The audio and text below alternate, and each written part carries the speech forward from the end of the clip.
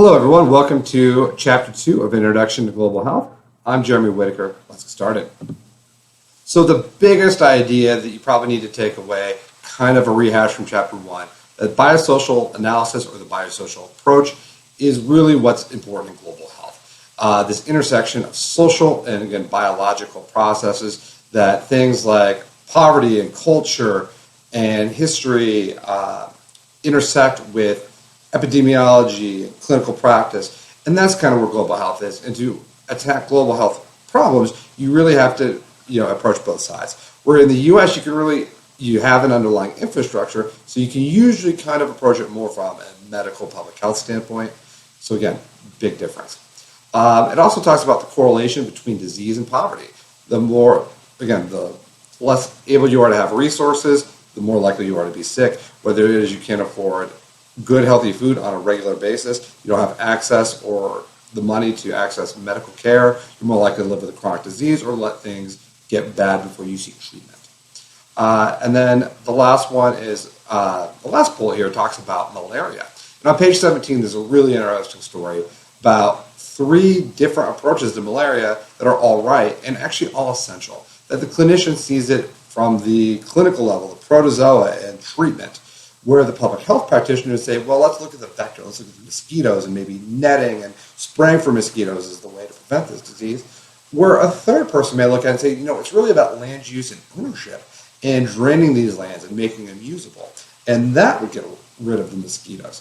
So again, all 3 correct approaches and all 3 essential to the treatment of this disease.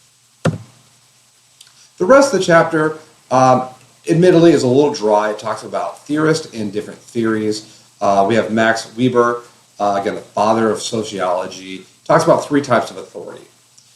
Michel Foucault talks about biopower and how basically this comes from both individuals and populations.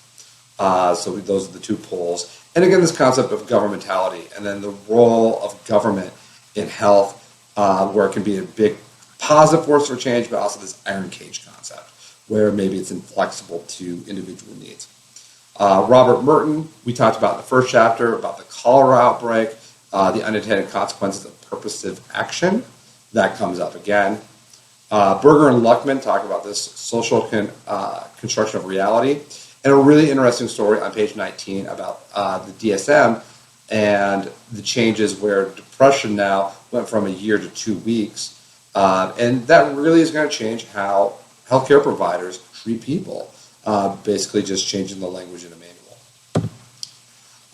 And then near the end, 2 concepts, structural violence and social suffering, are brought up in the same paragraph. And just this idea that these social constructs or the actions in society are going to have these impacts on people through no fault of their own. And so that people are basically stuck with suffering or violence, however you want to phrase it, done unto them because of the way society operates. So looking at the assignments, we have 2 discussion boards, Zika virus in week 1, and then we're talking about a website about goats in the South Sudan and the projects that project is doing to help people.